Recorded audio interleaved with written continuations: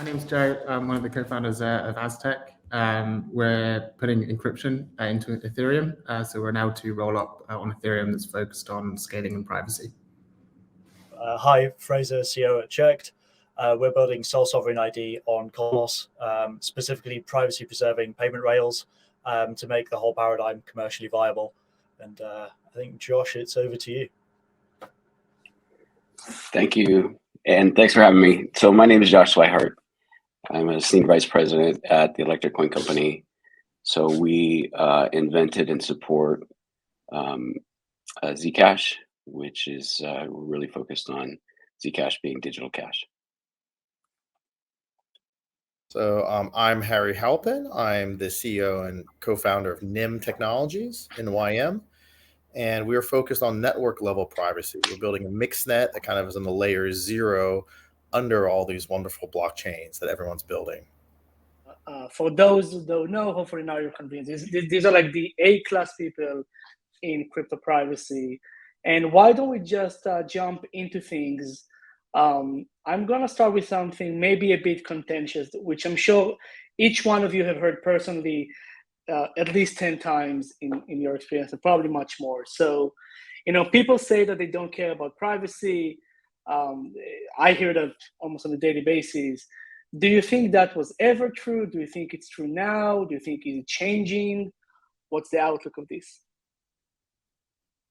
I can start maybe. I think I thought about this a lot and been asked it a lot, and controversially, I agree. I don't think most people actually care about privacy, at least when there's not something at stake. So if you kind of look at where Ethereum's come from or blockchains have come from, if there's a few hundred, a few thousand people transacting, there's not much at stake. So the need for privacy is not really there.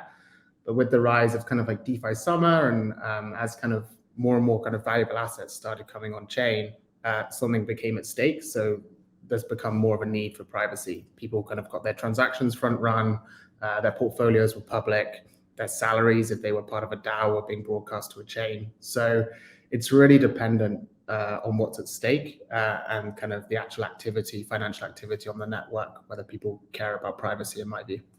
Yeah, and I think just building upon that, so very similar to Joe's answer, we would say not enough. We've definitely had the experience of people people are inherently lazy. So normally when they're using privacy tooling, it's to achieve something. Probably the easiest examples there are ad blockers. It's not necessarily for privacy. It's more that it's just visual clutter that I don't want on a website. That's what I'm getting rid of. But probably the biggest example that most people use is VPNs. And obviously they've got very good reasons for privacy as they stand. But a lot of people are using them for accessing geo-blocked content.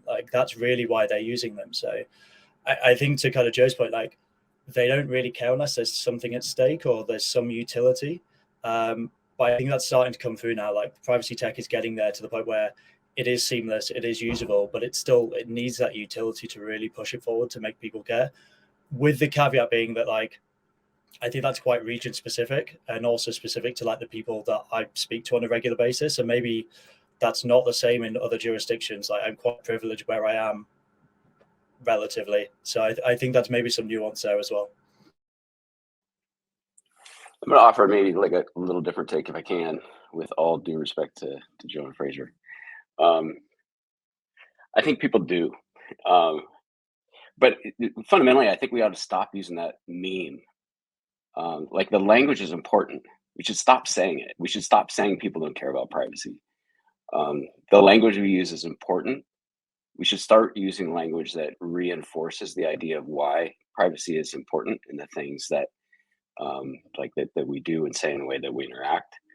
I tell you, governments care about privacy. Regulators care about privacy.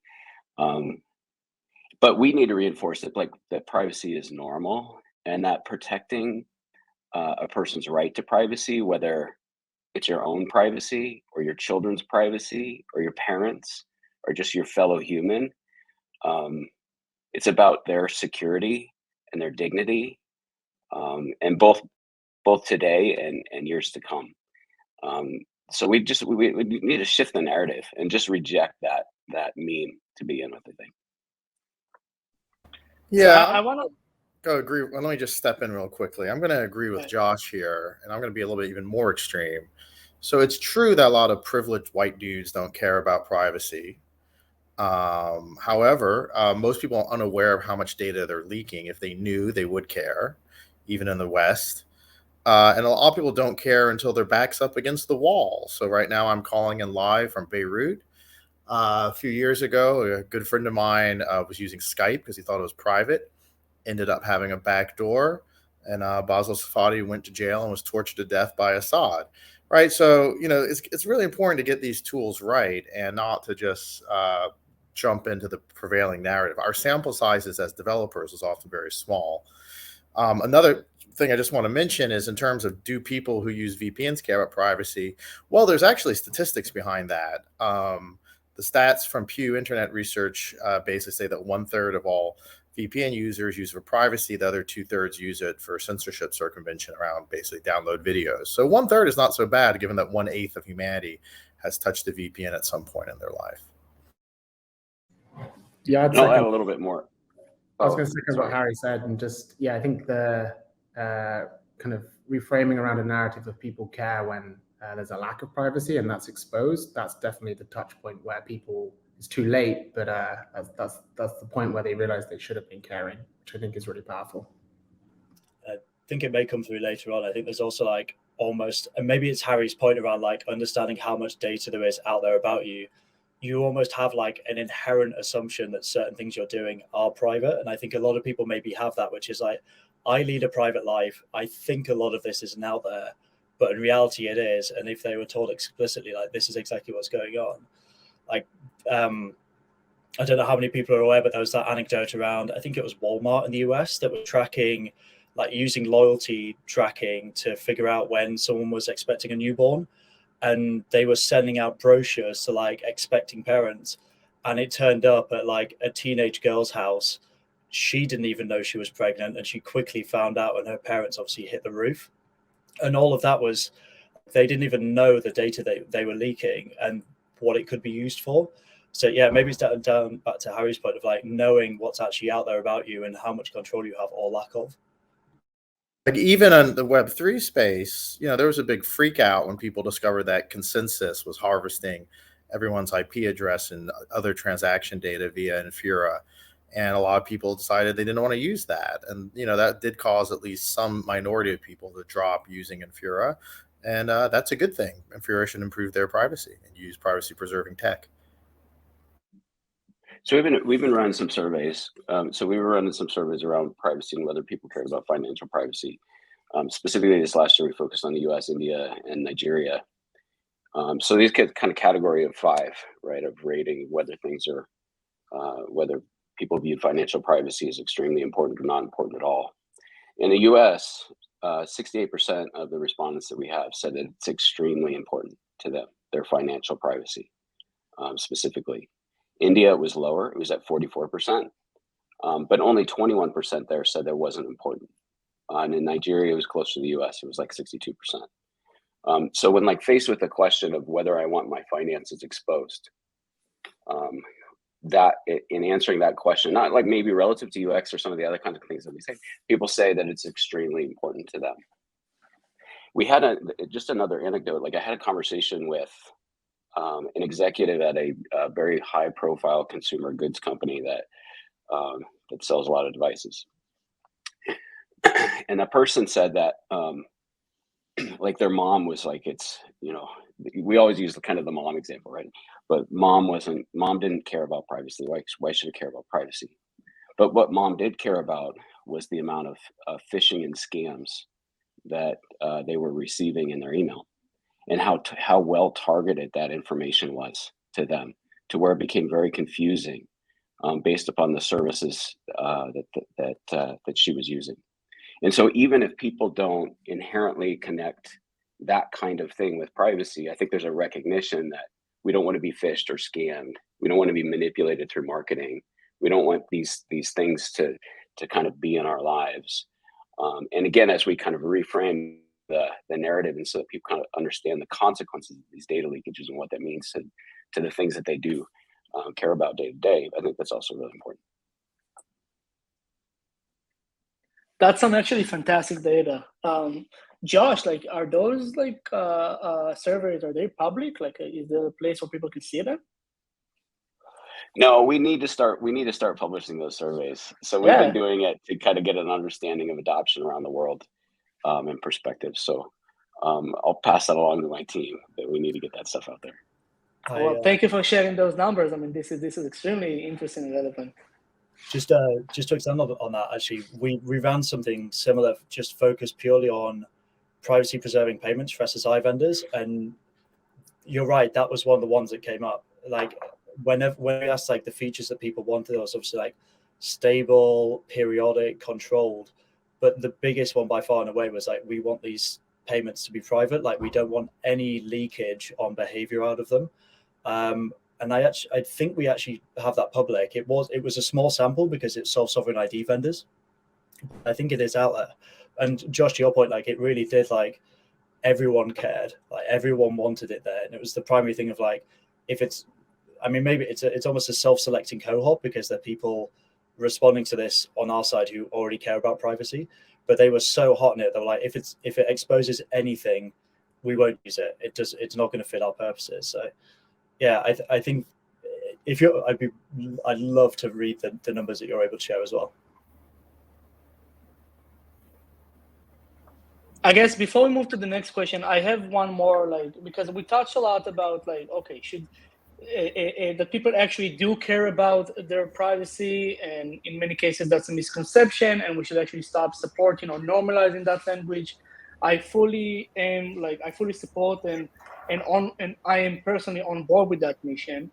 But the one thing that we didn't touch is that has there been a change, right? Like this is the state today, but was that the state 5 years ago, 10 years ago? Do you think there's like a trajectory where people are becoming more aware of this and this is becoming even more important?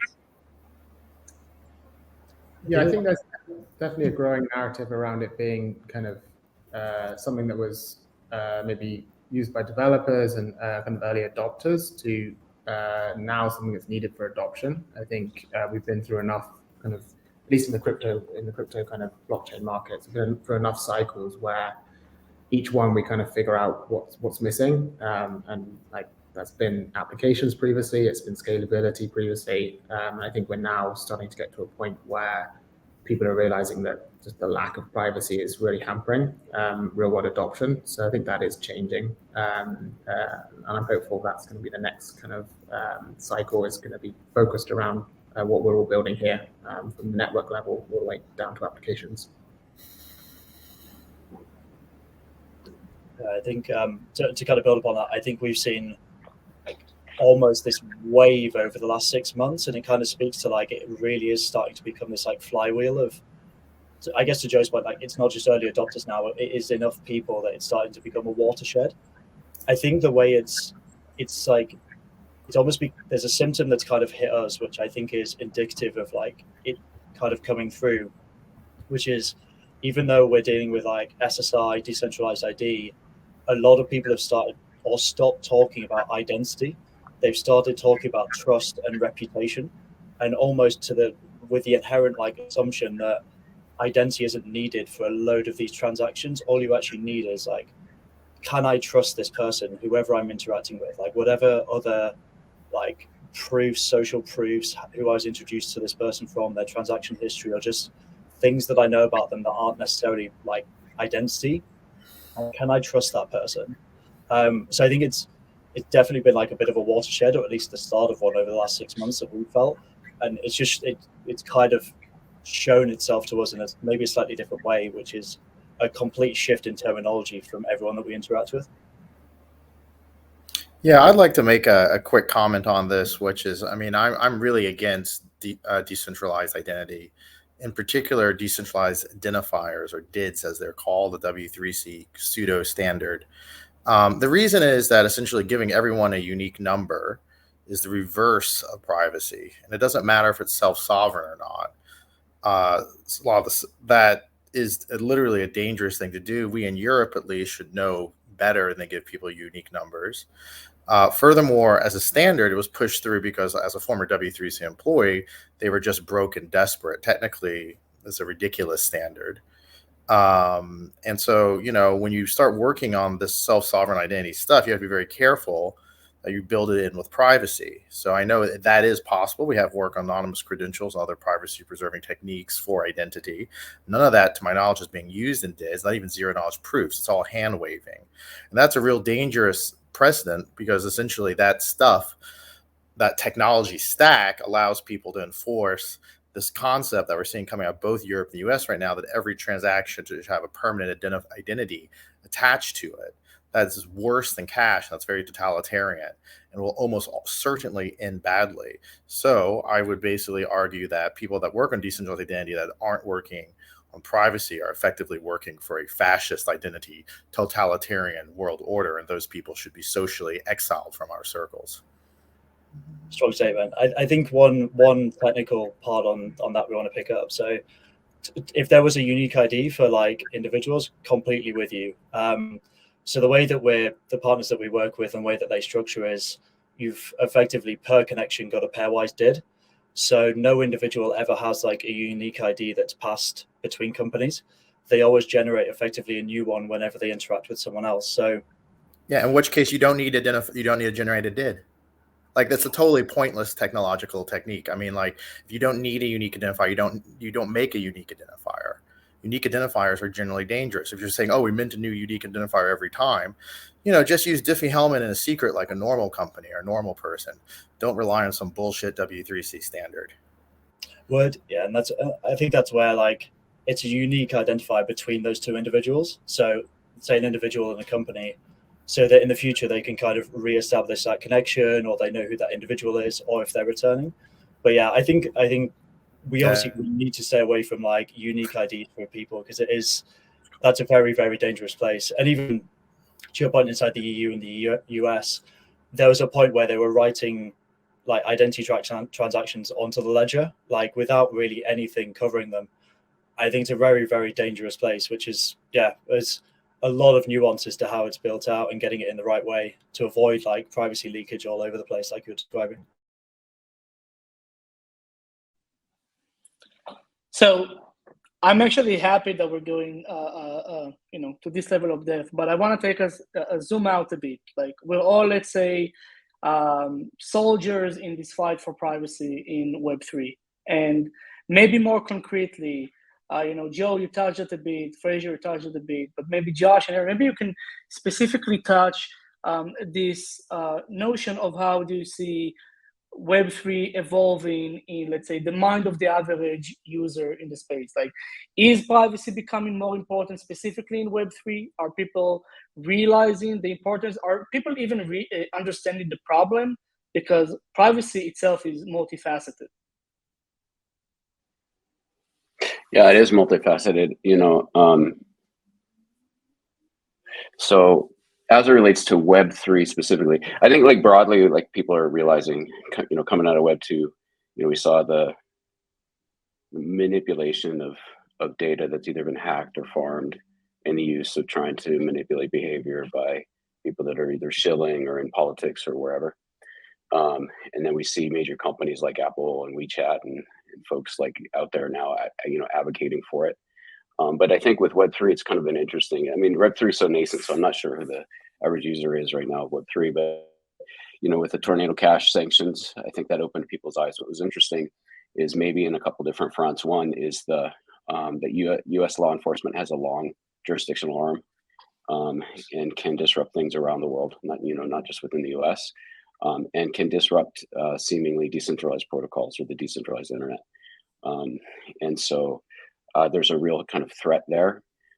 We've seen that even democratic governments will kind of overreach their authority, the authority that's been granted to them, in order to try to disrupt or stop things that they view as a threat or things that they don't like.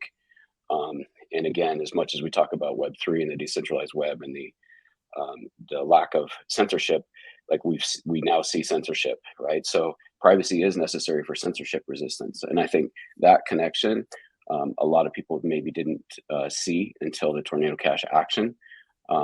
So, those that are in power, whether government or commercial entities or, or others, anybody that's in power has the ability to censor speech, financial activity, kind of underlying services, your access to these services, if they are able to fully see and have full visibility into these things, they will see and they will take action in their own best interest. So that was a kind of a very discrete or very specific use case that we see just like at this emergence of Web3, and so hopefully that it's a catalyst for more privacy related work across the Web3 ecosystem. So, you touched on Tornado Cash. Actually, before that, Harry, do you have anything to say about, before we go to, the elephant in the room, I guess? Harry, any thoughts about like the evolution of privacy, how people perceive privacy and its importance in Web3, let's say 5 years ago now, and maybe 5 years in the future? 5 years ago, I was at MIT over in CSAIL, but next to you guys, and I was next to Madar's Versa, who was working on this thing called, I think, Zero Cash, which eventually became Zcash. And at that point, it was viewed as very obscure, even academically. Ron Rivest wasn't quite sure what to do with it. Now you go to ETH, DevCon, so many people working on zero knowledge proof. There's almost too many people working on it. I'm having trouble keeping track of all the academic papers being done, all the new code libraries. And now I think we're also seeing new work going in stuff that you were talking about years ago, Guy, like MPC, which has honestly been very neglected except by yourself up until the last year or two. So I'm very excited about how I think the Web3 devs are interested in privacy. The problem that I've seen is that the Tornado Cash effect, it's having a bit of a chilling effect on people. And that's bad because we're just at the point where we're getting mass adoption and interest from a lot of devs who are otherwise not interested in privacy. It does. Personally, look, we keep touching Tornado Cash. Let's just jump into it. So, even on our end, right? Like when the Tornado Cash thing came out, like I think the first month of conversations with any potential partner, developer that we talked to, like their first question was, like, I'm gonna embellish a bit, but a form of like, am I gonna go to jail? Like, how can I safely build on you? How can I safely work in this industry? And I do agree, it does and still does have a very chilling effect on people. I think we all find that unfortunate. I think we all find that extremely risky and unbelievable, dangerous precedent. But I guess with that said, like, maybe I would love to hear from each of you, because I'm sure you've thought about it quite a bit. Like, A, what's your perspective on this whole situation? And B, maybe can you draw parallels to it between the encryption cryptography wars of the 90s and what's happening now with Tornado Cash? Because I certainly see the similarity, and at least in my opinion, that creates a bullish outlook, because at the end of the day, you can't really fight technology. But I'm curious to hear your perspective.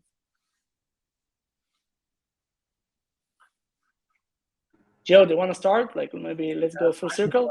I guess a couple of things. So the 90s, I can't speak to what I thought at the time, because it was a bit before my times, but based on kind of reading up around it, I do think there's a lot of parallels. I think what caused kind of victories back then was marketing, pretty much. So you have to show both sides of what privacy can be used for. And I think with the Tornado Cash case, we were presented one side through media, and it's only been through kind of recent lawsuits from Coin Center that we've been able to see the other side, like funding of the Ukrainian army through Tornado Cash, through kind of some of the plantees in the actual case. We've been able to see the good that can come from having privacy. And I think that for us to kind of prevail in this current, attack on privacy, we have to kind of,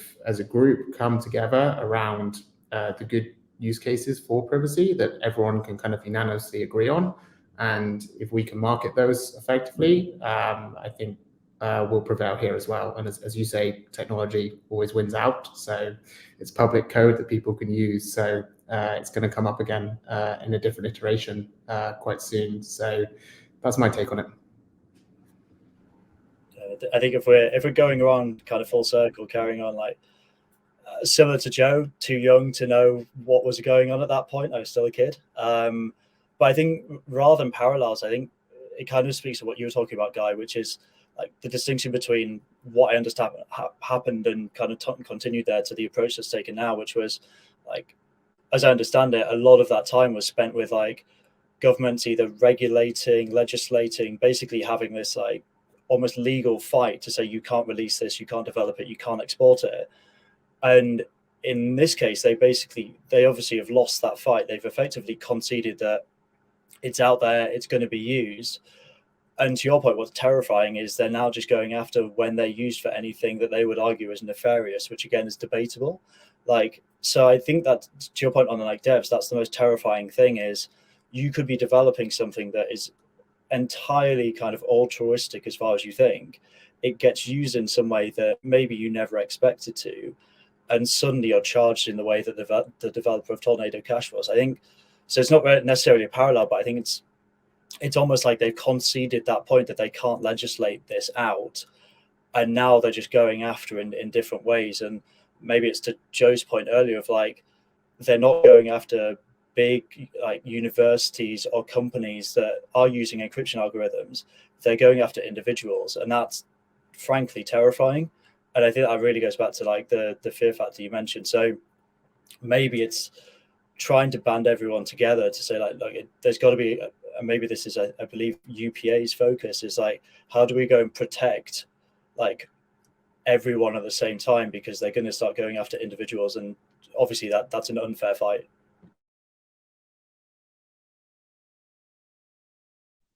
Josh, what do you think? I think it's the same war. I don't think it ever stopped. So I'm a little bit older, so I do remember those days. Like I think that the comments about both the marketing and the attacks, right? The attacks got very personal. Lawsuits against like Phil Zimmerman and folks like that. The actors, NSA.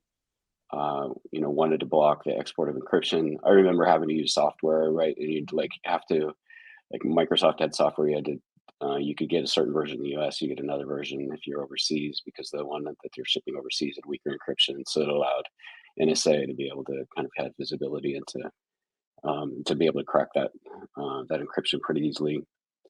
That always kind of seemed kind of weird. And then, when they started coming after people, and then it was, there was a series of things where, the people started printing the code and claiming, the code of speech, and there's some debate about that today. It's the same war, it's the same people. In fact, I think Biden, even who was a senator at the time, introduced a bill around that time that would have given, and I don't remember the number of the bill. I was trying to look it up real quick. But I didn't find it. But he introduced a bill that would have allowed the government access to kind of all email correspondence, between people. And it didn't pass, but he was the guy, right? And regardless of what you think of, of politics or which side of the aisle, it's not important. What's important is these kind of the same people are around. In fact, we had a conversation with, and we had a number of conversations. So I had a conversation with some folks from the DOJ a couple years ago, and they were looking for options for key escrow. So this idea that a third party or a set of third parties kind of hold a key or a piece of a key, so that if the government needs to go, but that's the same thing that was around the Clipper chip. It was a key escrow kinds of solution. So they're looking at the kind of applying the same kinds of solutions for cryptocurrencies. At another meeting with, because I do regulatory work and policy work, but we had another meeting with another office, and one of the people in that meeting who was former NSA, and they are now focused on encryption within cryptocurrencies. But this person was there at the NSA at the time of the original crypto wars. So again, same actors, different decade, same kind of tools and same kind of solutions. This is just kind of the new iteration, and it's now more in the forefront. It's just been kind of in the background for the last few years. That's pretty mind-blowing. Harry, do you have any take? It's a small world, right? So, when I originally started working in the Web Consortium, I got hired by Danny Weitzner, who's one of the lawyers that defeated the Clipper chip. I think people forget that, there was demand to put a backdoor in all crypto. And this demand was widely viewed as almost reasonable at the time because no one knew what cryptography was except a few geeks.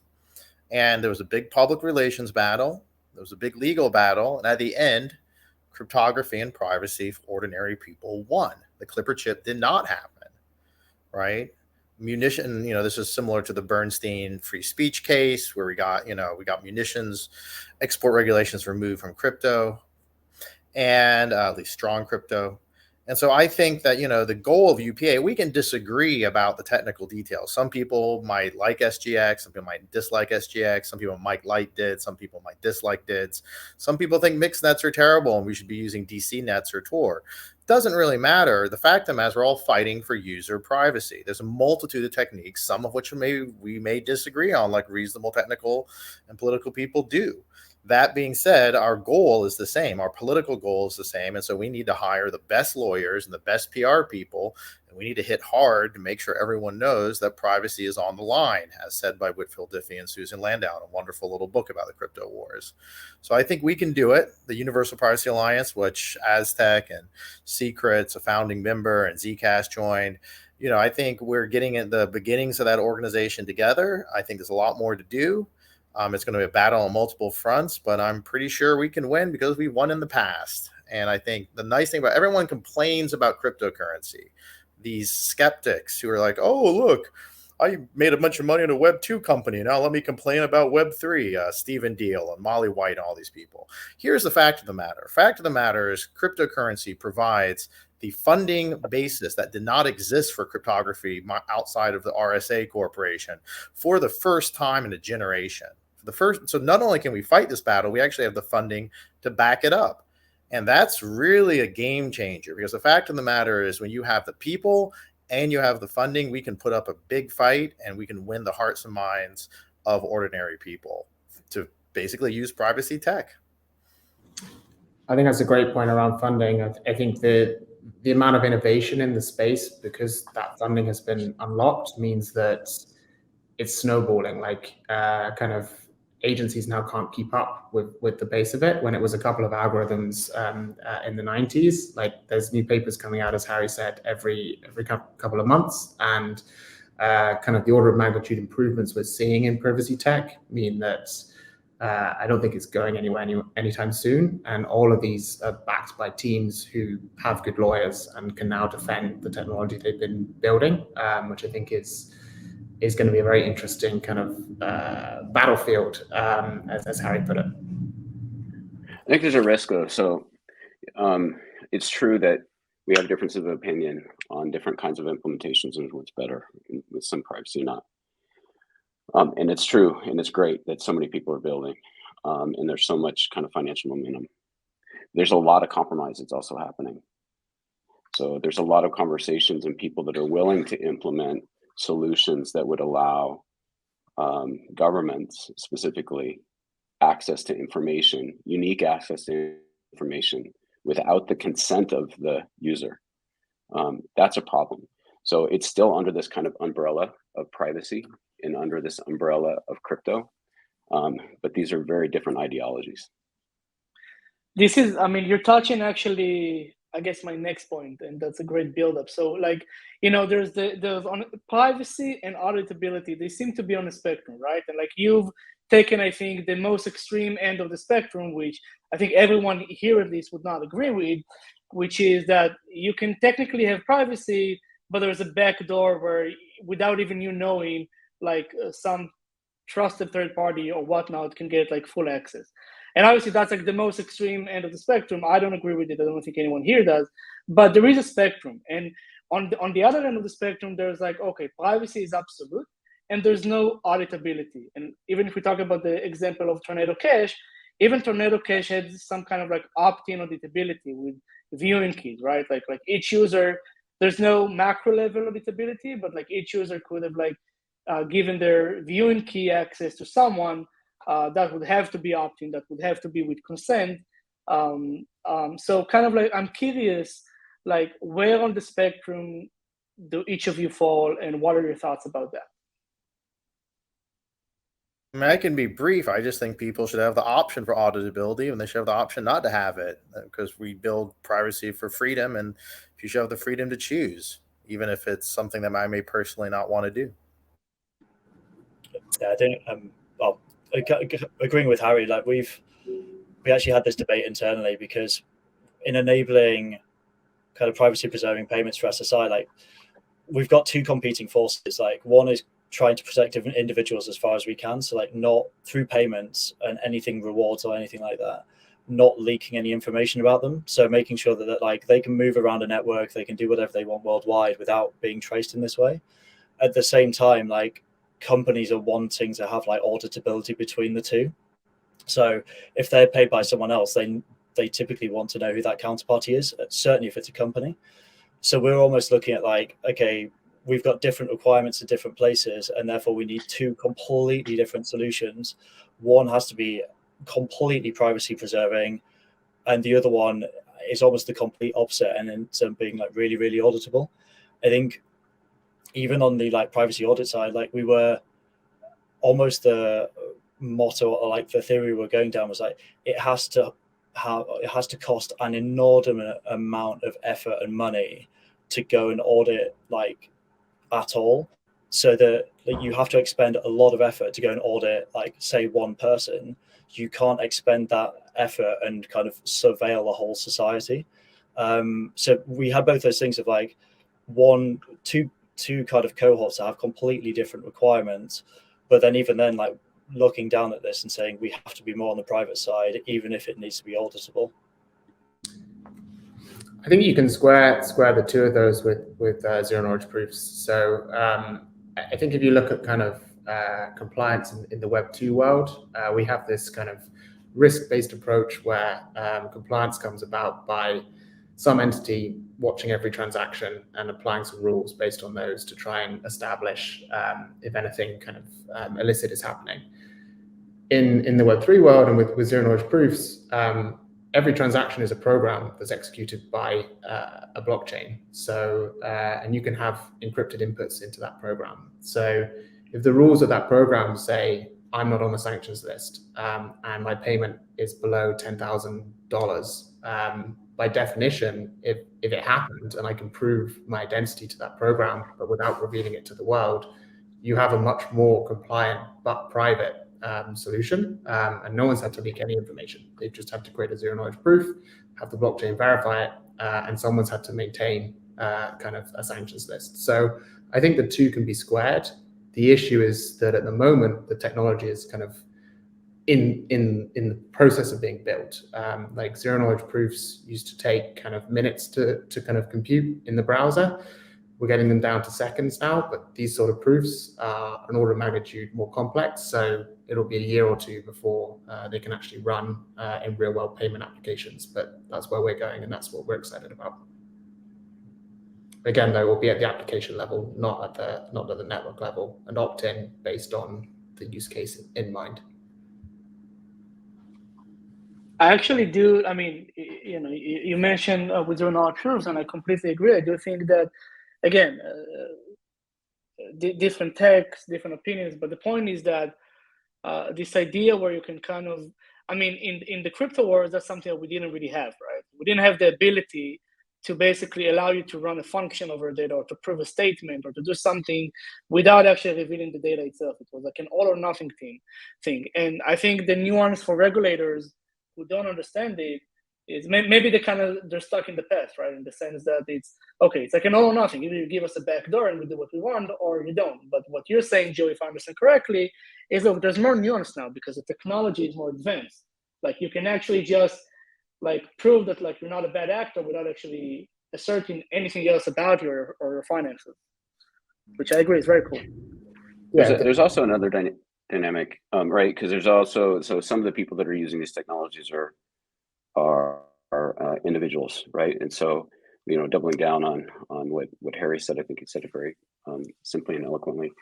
But also, you might have a third-party custodian for whatever reason you want to use a third-party custodian, and they need to be able to have non-spending keys, right? In some of these to be able to, privately protect assets, but to be able to give, not just regulators, but like a financial auditor, the ability to see what's in an account for, for the assets that they're custodying. So in some cases, I think that there's a reason for having some of that kind of transparency, but again, it comes back to informed consent with a user or the owner of that account being able to determine what is and is not shared. So I really like this discussion. I think as a group, it seems that everyone are falling along the lines that it should be maximum privacy, and then auditability should be opt-in, and it should be as limited as possible, based on the need and nothing more.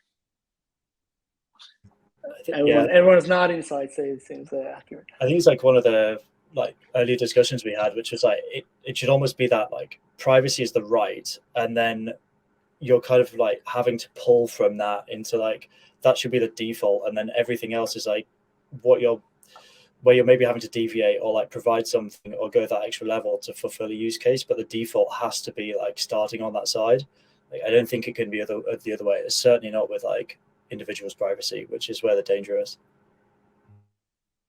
Yeah, I think that's a great point. It's kind of a choice based on what an individual wants to do. If they want to purchase a house in the UK, they have to enter their name in the land registry. So that's like a conscious choice of kind of a leak of privacy, but just everything being public from the start is just not the place we want to be. So choosing to kind of reveal something should be up to the user always. And I think blockchains actually, the wallets we already have in blockchains kind of are helping us get there, because with kind of early blockchains that weren't encrypted and just had kind of spend functions, your wallet was kind of a choice to spend. But I think using the same keys or different keys, as Josh was saying, to kind of enable view access to data, we're already kind of in this model where keys grant access to something. So I think going a step further and saying keys grant access to data is quite a powerful concept that can spread through the internet.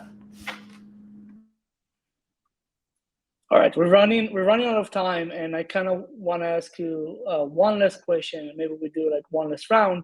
We're at Secret. We're starting to explore all kinds of different technologies. Like you mentioned T's and SGX. Harry, as you mentioned, like my background was in MPC, and we're actually starting to revisit all kinds of these new technologies back in our tech stack. But I'm kind of curious, like from your perspective, what do you think are the most promising privacy technologies right now? And if you're mentioning like your home-based technology, then mention one other like cool thing that's like a less obvious answer maybe. And then what use cases like are you excited about them unlocking in Web3, say in the next few years? Yeah, I can start. I mean, I just want to address, Guy, I think people forget how old school you are. You were offering, I think, the first class on Bitcoin at MIT before even Gary Gensler was. I remember you did that, I think, 2016. And Gary was my successor. Yeah, Gary was your successor. And I wish someone more privacy enhanced had been following in your footsteps. I think the original work that you did under Sandy Pentland on MPC actually has a lot of, I like mixed nets. You need mixed nets at the bottom. But on the top, I think MPC is going to be big. I think you could do DeFi, private smart contracts. And I think Secret, particularly building on Cosmos with WebAssembly, is well positioned to be the first platform to push that stuff out in a real kind of way. Furthermore, everyone complains about the SGX attacks, but like I said, the system that isn't attacked, the system that's not used. And we at NYM are also very interested in secure enclaves. We're looking at the RISC-V open secure hardware architecture. And I'm sure there's all sorts of things that you guys can also do there, maintaining a lot of the security you already achieve with secure enclaves using more and more open tech. So I think Secret has a very bright future, kind of both looking at new ways to do secure hardware and returning to some of your original vision, which, came out around the same time the Zcash vision came out.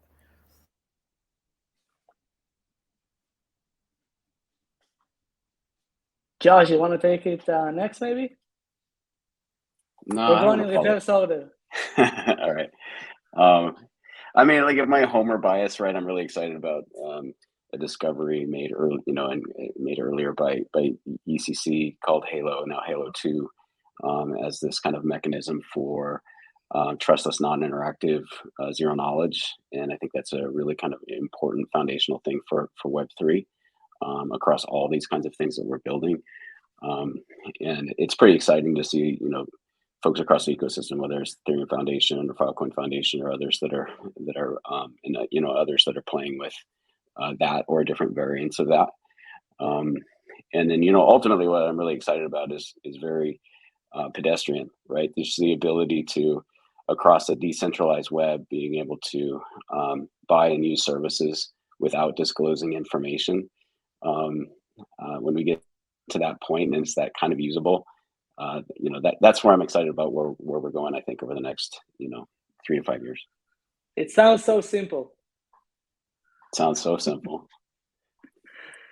Thanks a lot. I think following on, so I think I mentioned it briefly earlier, like decentralized reputation, it's not really like a technology, but I think more like a paradigm shift in terms, maybe it's to what Josh was just saying, like moving away from providing identifying information to like providing signals or something, which is like, I'm a trusted party, like you can do business with me, whatever that is. I want to see that come around, where just that reduction in people asking for information from each other, like, will be incredible. I think the other part is homomorphic encryption. Like, I've got no idea what people are going to do with it, but I really want to see someone try and start doing use cases, because it's one of those things that keeps on being talked about, and a lot of it's like healthcare data and processing, but like, I just want to see someone build with it, like, and just mess around and do something. Like, I've got no idea what it is. I just want to see someone use it. So I think that's one of the things I want to watch out next year, is someone turning up and absolutely killing it with that. Yeah, I'd follow Josh and say I'm pretty biased on the ZK Snark train, and kind of seeing Plonk be adopted by this many companies is something we're obviously very excited about at Aztec. Building on the homomorphic encryption piece, though, there's something which uses something a bit similar that we've been testing around for a research grant at Aztec called oblivious message retrieval. So one of the big problems in kind of the UTXO-based privacy systems that some of us are building is kind of client syncing and having to kind of sync the whole chain state and test every UTXO. And this idea that you can kind of have a server that processes information for you without revealing anything about which messages are actually, without learning anything about which messages are actually yours, and then download a neat digest, is something that's really cool, and something we're trying to get a proof of concept of at the moment. So there's a few papers on oblivious message retrieval that we've been following, and that's an area I'd look into if you have a similar problem. Yeah, probably just prepared I'm going to follow up with you offline on a reading list. Cool. Everyone, thank you so much for being here. This was extremely illuminating. As someone, as Harry said, I've been in the space for a long time, almost as long as some of you, maybe even longer than the rest of you. But the point is that there's never been such a large group, and UPA is an attestament of that, of so many people working on the privacy front. And like Harry said, we can disagree on technologies. We can actually, I think, learn from each other for the most part, rather than disagree. I think we're all still just experimenting, but we are all striving for the same goal. And there's strength in numbers, and I feel very, very confident working in this space with you guys. So thank you for coming.